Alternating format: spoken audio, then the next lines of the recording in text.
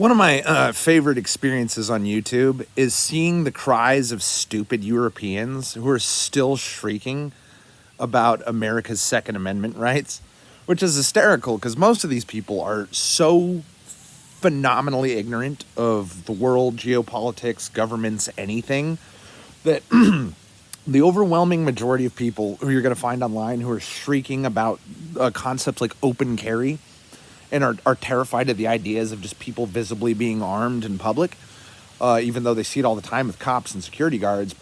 And they know for a fact in most of these states that concealed carry permits are very real and very easy to get, and that a significant amount of the people around them are armed. I don't know if you've ever been to Florida or anywhere that's not a major metropolitan area, anywhere where people who wear flannel live, anywhere across the Midwest, the West, the Southwest, anywhere across the state of Florida, Georgia, the Bible Belt. Basically, unless you're in a liberal elite coastal city or an absolute metropolitan urban hellscape, okay? Unless you're in one of those two things, I assure you that you're never further away than, like, I don't know, probably half a mile, if not more like 1/10 of a mile from a human being that is not a police officer and is not a security guard and is not a government official and is armed, just wandering around freely with a gun. All the fucking time. Guaranteed. And no matter how many times guns are criminally used in homicide, the overwhelming majority of which are ethnic street gangs. If the government, by the way, this is very important for you to understand before we go any further making fun of Europeans and people who don't understand the right to defend yourself as a human right, as a civil right, as a God-given right, the right to not be accosted by criminals and violent animals, okay? The right to be secure in your person and your property, which is enshrined under the Constitution and is given to all American citizens equally in every single municipality or county or state anywhere that is infringing upon the Second Amendment right of people to walk around with AR-15s on their back, I'm sorry, is infringing on constitutional law. Period. And now that we've kicked a bunch of Jewish women off the fucking Supreme Court, you're going to see more rational law-abiding rulings from the Supreme Court as invaders themselves, people like Ruth Bader Ginsburg, are no longer on the bench. But you need to understand that, first of all, people around you are armed in America. You just don't see it. So it's the irrational idea that if you see it, you're threatened, not that if it exists. Or in whom carries the gun are you threatened? It's just, can you see it? Because I need you to understand that a whole bunch of people who get hurt unfairly by weaponry in America are being shot unjustifiably by police officers, the government, who are the only people you think should be allowed to have a monopoly on lethal force.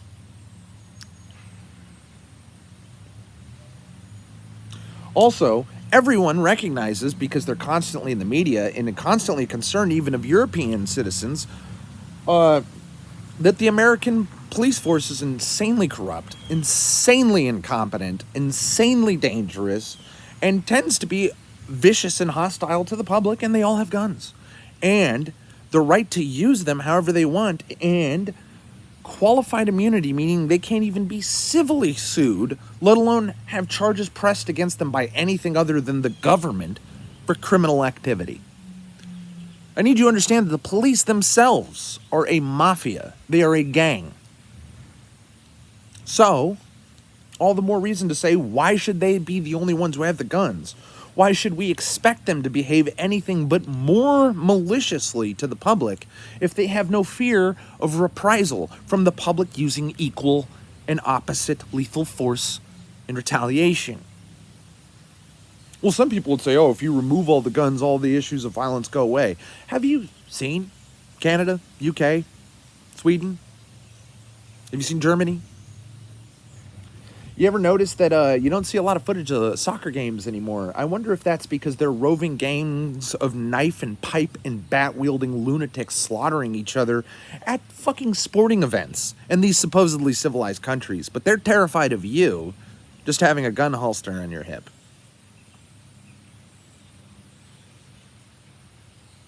Not to mention the fact that Europeans love to pretend that they're not part of the European Union. They feel like they only have to defend their own shithole country, which, by the way, not one in the EU is defensible on its own merits either. However, some are better than others. But same with the United States of America for all its problems. It's 50 nations in a union. 50 across 3.4 million square miles, I believe it is, or 3.04 million square miles. We're about the size of Russia, and people actually live all over the surface of our country. It's not like Canada or Russia, and that 70 to 80% of it is inhospitable, uninhabitable, frozen wastes. Okay, this is actually a nice place to live, and there's a significant amount of states that have never, ever had a mass shooting. And those are the whitest states, by the way. And yes, the government may tell you, oh, white people are the only people you got to be afraid of committing mass shootings. That's because of how they classify what a mass shooting is. Did you know that if you shoot and injure 2 or more people, suddenly, and for no reason, in public, you've committed a mass shooting? Do you know who commits over 90% of those crimes? Black street gangs.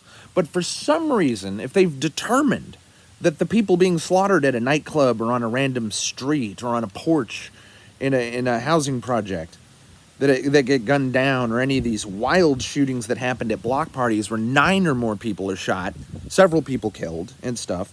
But if it's black or Mexican people and they're shooting each other over street beefs, that's not a mass shooting. That's gang violence, and we just don't talk about that. That's not part of the concern of guns.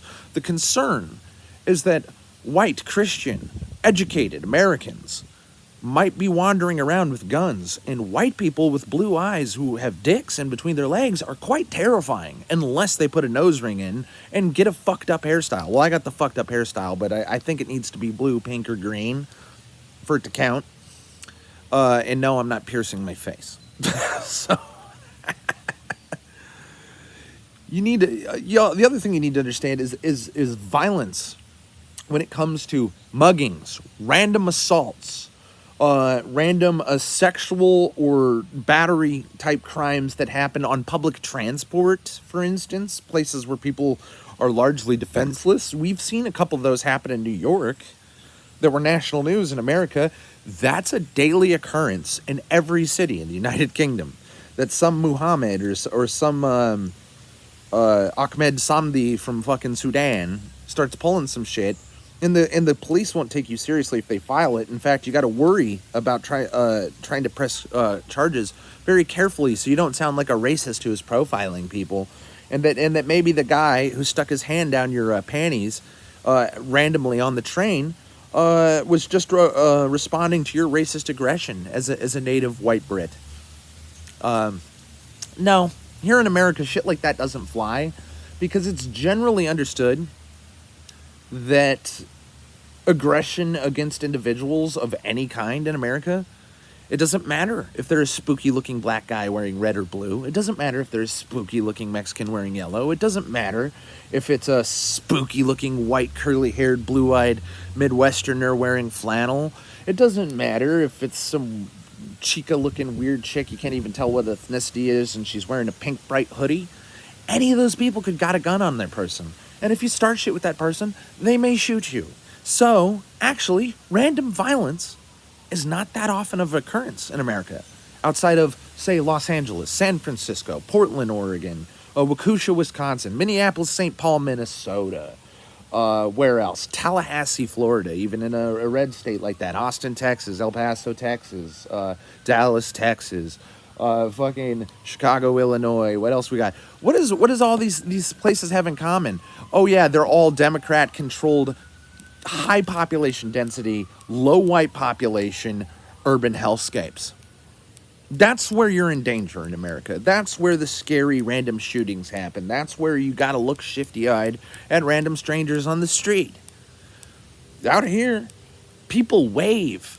If I'm on the sidewalk and somebody driving in a truck that almost definitely has more than one gun in it drives by and just sees me minding my own business, that absolute person who is minding their own business will cease minding their own business and interact with me, not to accost me, not to ask me for drugs or money, not to pressure me to get off their block, not to try to sexually assault me or bully me for my race or my religion.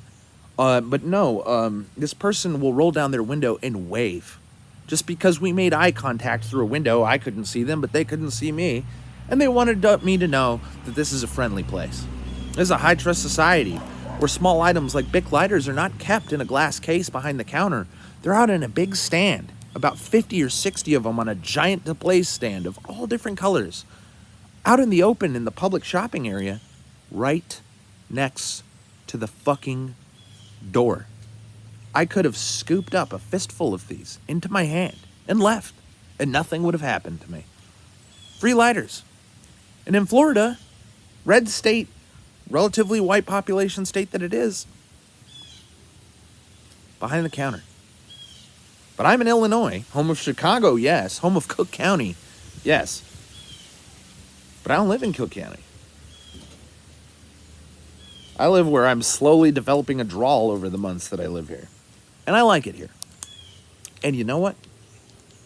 This is the exact kind of place where everyone's got a gun, everyone's got a truck, everyone's got a church. There's more churches than gas stations out here. Everything looks run down. The population's relatively low income and low education level. And it's paradise. This is what all the country music songs are about. Europeans don't want you to have that.